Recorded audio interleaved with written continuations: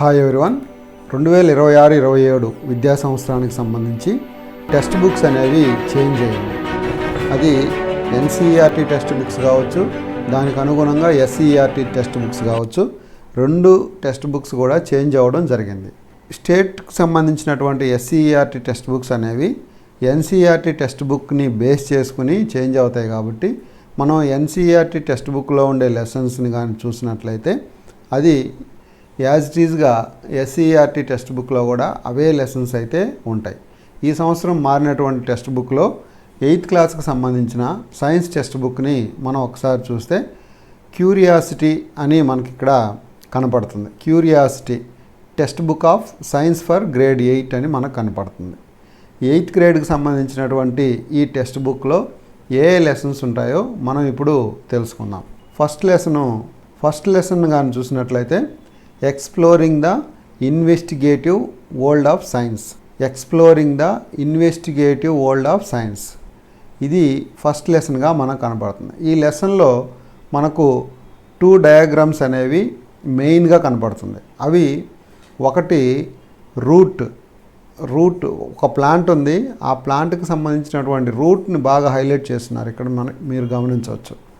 Route కనపడుతుంది. అలాగే ఇక్కడ ఒక కైట్ కనపడుతుంది. ఈ రూటు కైట్ గురించే ఎందుకు చెప్తున్నాను అంటే, ఈ రూటు కైట్ అనేది ఈ టెక్స్ట్ బుక్లో ప్రతి పేజీలో మనకు కనపడుతుంది.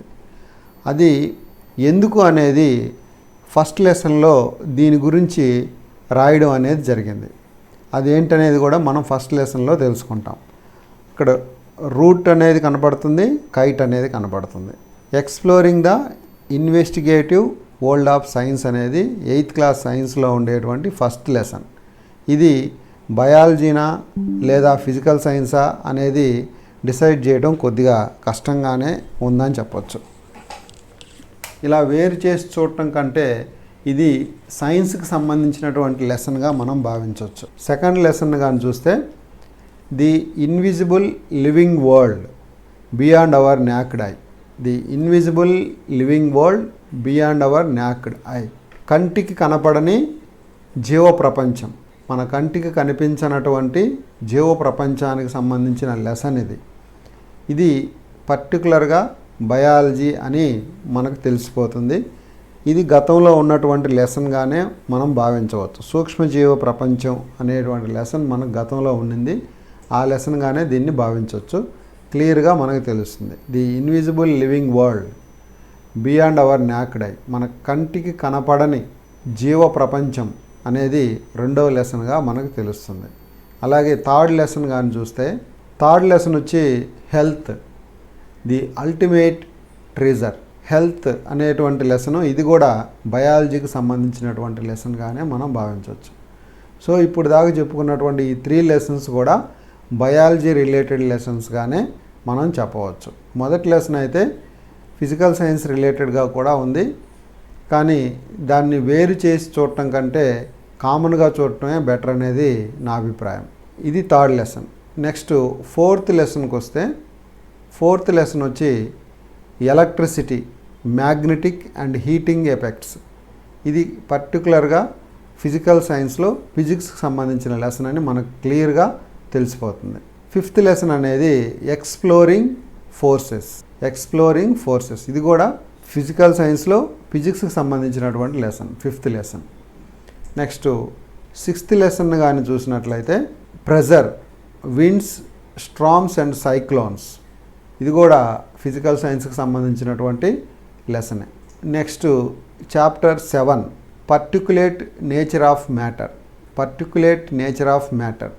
ఇది ఫిజికల్ సైన్స్లో కెమిస్ట్రీకి సంబంధించినటువంటి లెసన్గా మనం దీన్ని భావించవచ్చు. నెక్స్ట్ ఎయిత్ లెసన్ కానీ చూసినట్టయితే nature of matter, elements, compounds and mixtures. ఇది కూడా కెమిస్ట్రీకి సంబంధించినటువంటి లెసన్. ఫిజికల్ సైన్స్లో కెమిస్ట్రీకి సంబంధించిన లెసన్ 8th లెసన్. అలాగే 9th లెసన్ కానీ చూసినట్లయితే 9th లెసన్ వచ్చి the amazing world of solutes, solvents and solutions. ఇది కూడా కెమిస్ట్రీకి సంబంధించినటువంటి లెసనే ఫిజికల్ సైన్స్లో. నెక్స్ట్ 10th లెసన్ కానీ చూస్తే 10th lesson light, mirrors and lenses. 10th lesson light, mirrors and lenses. Physical సైన్స్కి సంబంధించి ఫిజిక్స్కి సంబంధించిన లెసన్ ఇది. Next 11th lesson. 11th lesson కానీ చూస్తే keeping times with the skies.